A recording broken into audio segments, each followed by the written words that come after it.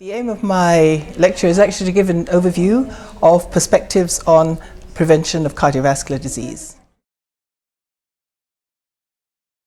We've had huge successes. I think cardiovascular disease is one of the conditions in which prevention has been a major public health success. If you think about the early days in the 1950s, when there was this huge epidemic of cardiovascular disease in the United States, and since then, the understanding of risk factors for cardiovascular disease, the prevention of cardiovascular disease, the treatments for cardiovascular disease have been absolutely revolutionary. So it's a huge success story.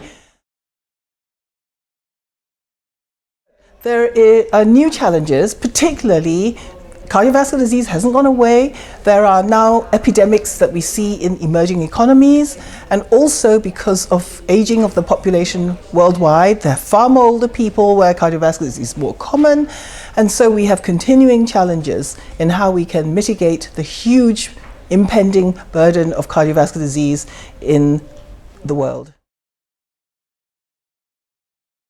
Well, Geoffrey Rose, who actually taught me clinical medicine before he taught me epidemiology, was the first to crystallize the two approaches to prevention. The first is the high-risk approach, and that was very much developed from clinical medicine, because in clinical medicine what we do is we treat sick people. And so the obvious corollary to that is that we try and identify very high-risk people who are very likely to develop heart disease or strokes and try and prevent those events happening.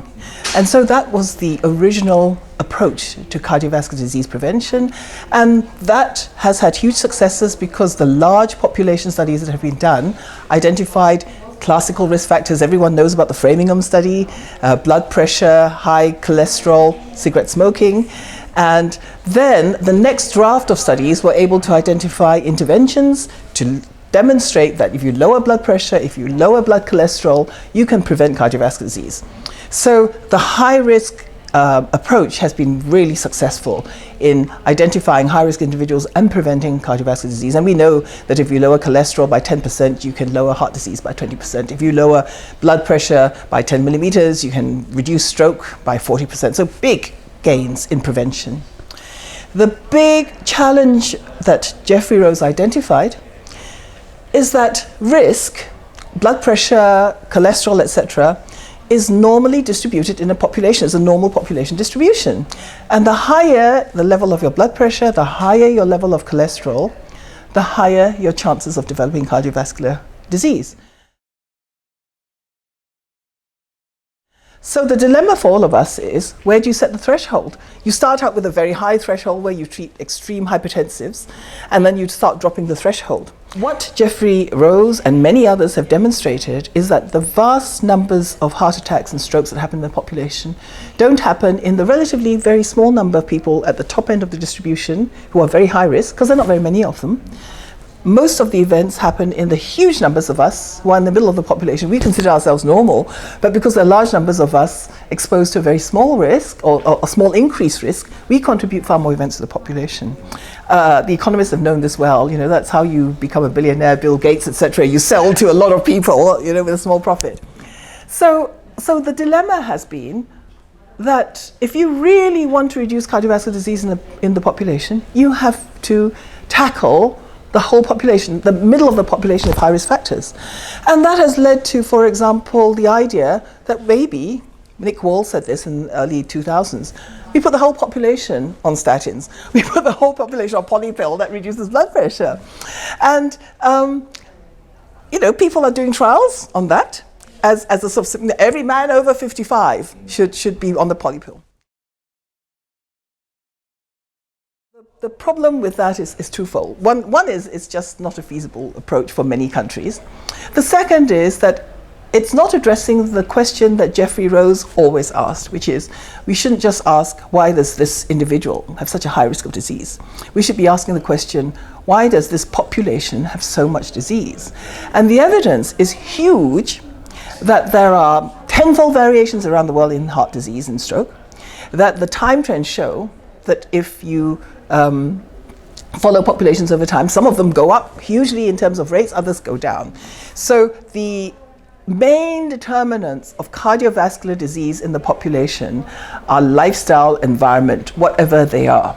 So the big challenge for us as people who are interested in population health is to understand what those population determinants are.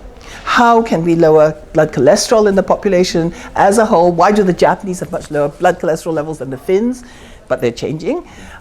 How can we lower all those other risk factors in the population? And so a lot of the population research has been focused on what are the lifestyles. And so that's where a lot of the current debate is, because they were trying to give recommendations to the whole population for lifestyle changes. Then you have to be very careful about the benefits and disbenefits. And of course, we know there's been a lot of debate about the dietary fat hypothesis, because some of the early studies showed that populations that were high in dietary fat, the key studies, 7 countries around Europe, or around the world, showed this straight line relationship between dietary fat and cardiovascular heart disease risk. But of course, the later studies suggest that within populations, there's no strong relationship between intake of saturated fats. And part of the complexity, I think, is because different sources of fats have different biological effects. So the research is moving very much more towards away from just single nutrients like this, but this is bad for you, this is good for you, towards foods, which are good, and patterns, which are good, dietary patterns, which are good. Our own studies in Britain have suggested that just simple 4 health behaviors, which is eating 5 servings of fruit and vegetables a day, not smoking, not being a total couch potato, moderate alcohol intake, just score 1 for each of those positive health behaviors. If you have 4 of those health behaviors compared to 0, it's associated with a 14-year difference in chronological age, 5-fold difference in subsequent total mortality and cardiovascular risk, suggesting, and 25% of the people in this community were able to practice all 4 behaviors, so they're not impossible, but associated with huge differences. I don't think you can absolutely remove it altogether. I think all of prevention is about postponement. So what we don't want is a man of 45 or 55 having a heart attack, living, either dying or living the next 30 years of his life with disability, strokes.